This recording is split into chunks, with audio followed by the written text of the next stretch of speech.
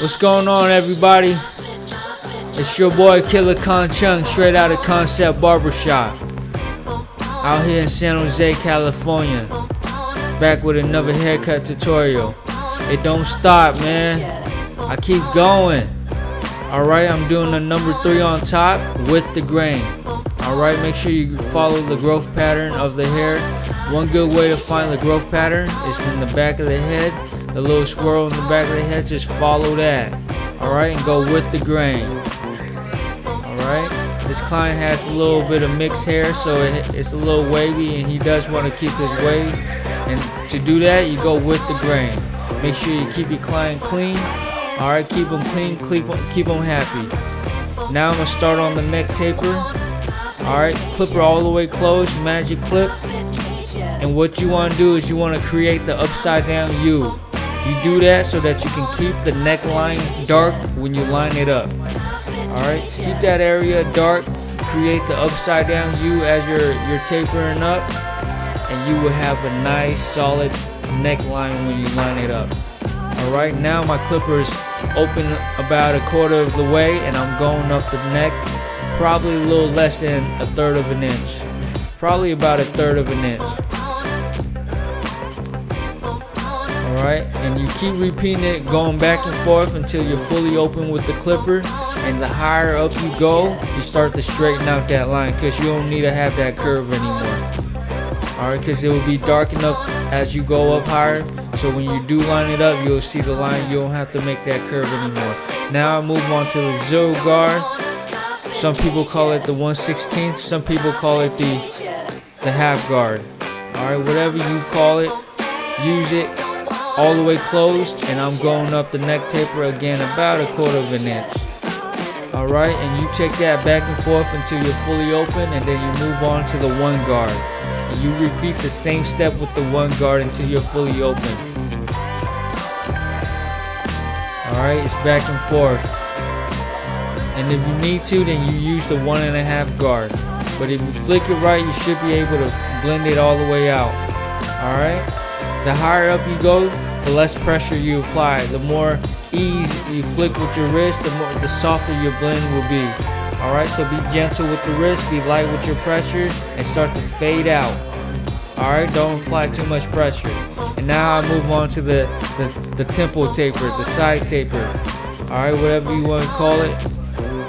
Alright, now I do the same thing, but in a smaller working space. I create that upside down U.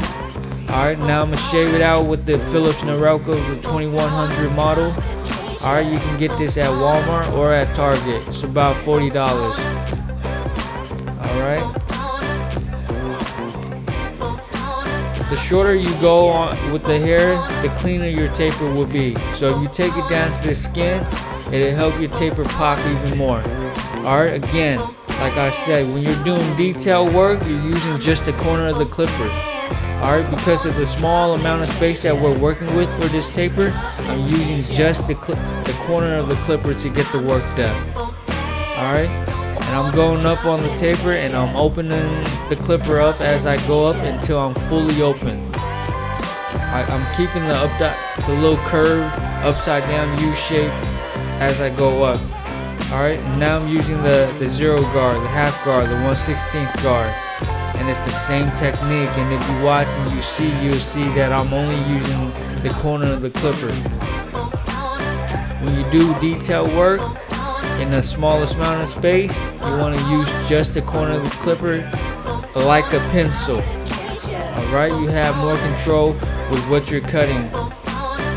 Alright, now I moved on to the 1 guard. Alright, like I said, the higher up you go, the more flicking you do, and the softer you get with your pressure. Because you want to fade this out, you want to blend this out, you don't want to create more lines. Alright, so be light and be gentle the higher up you go.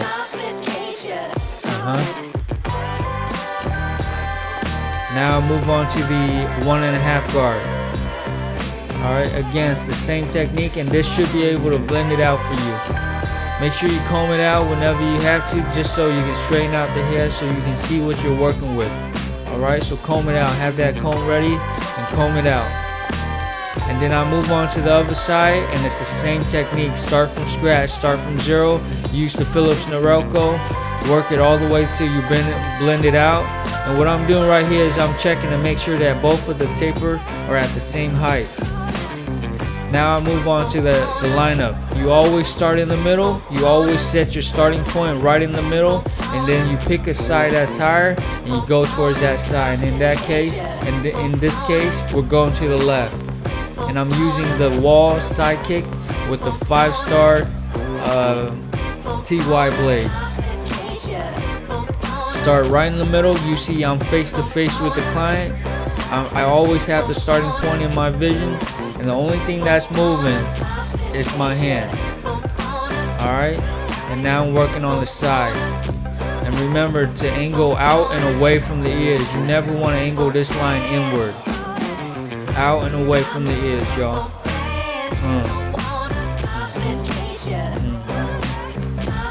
Again, now I start right back in the middle again, and then I take it to the other side and I try to match it to the side I just cut. Always start in the middle. That's your starting point. Start in the middle. Use your eyes to gauge it and to compare it to what you're cutting next. Alright? Keep the starting point in your vision so you have something to gauge it by. Alright?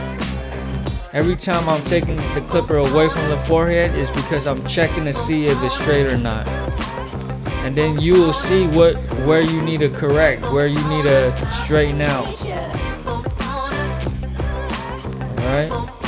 And again, here's a better look of what I mean by angling out and away from the ears. You never want to angle this line right here inward. Never. You don't want to do that. You want to angle outward.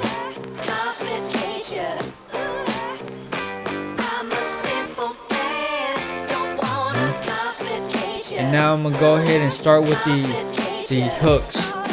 Again, when you do detail work, you want to use just the corner of the clipper. You will have more control with what you're doing.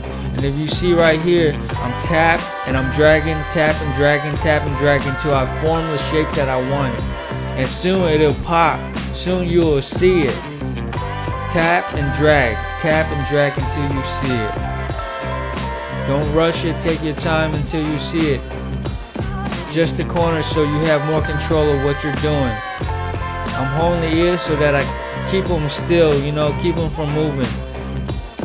And now I'm working the line, the curvature behind the ear. And again, you set your starting point. The starting point is always the highest point and is usually right above the ear. I set that point, then I take that line out, and then I work that same point to the back of the neck. Alright, and again I'm using just the corner of the clipper. That's right, y'all. Make sure you hold that ear down and move it out the way. A little tap and drag until you form it, until you take it all the way down the neck. Alright. Now before you do this line, you want to double check the other side to see where you need to start it so that it's level with each other. Alright, again, it's the same technique. Corner, tap and drag until you see it. Alright.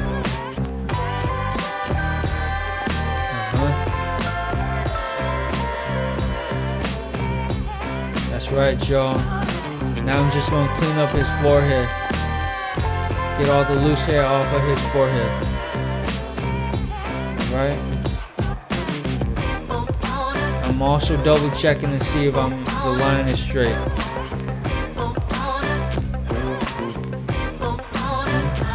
Now I move on to the straight razor. I'm using the Derby's blade. And if you see, my thumb is stretching out the skin, so I'm keeping everything tight. And with the razor, I'm doing small little strokes. Alright, small little stroke into the line. My other hand, the thumb, is stretching the skin as I'm razoring the hair off.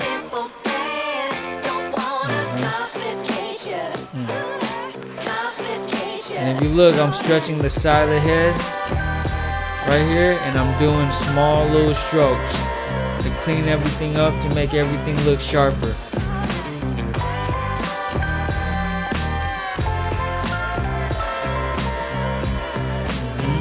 Same thing right here, stretch the skin, and I'm using just the corner of the razor. Anytime you want to do detail work, you're using just the corner of the tool. Anytime you do detail work, you use just the corner of the tool. Take your time, there's no need to rush, man.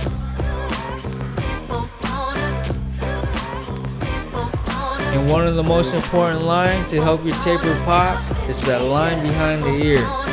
It's very difficult to do, but if you have enough practice, you'll get it down. Alright? Hold that ear, move it out the way, do little strokes, and be careful not to nick your client.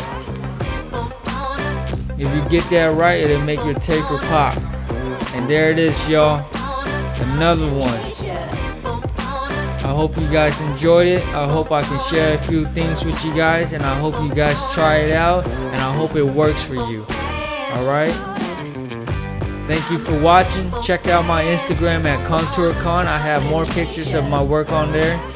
Alright? I appreciate you guys. I'll be back with more videos consistently. Take it easy, y'all.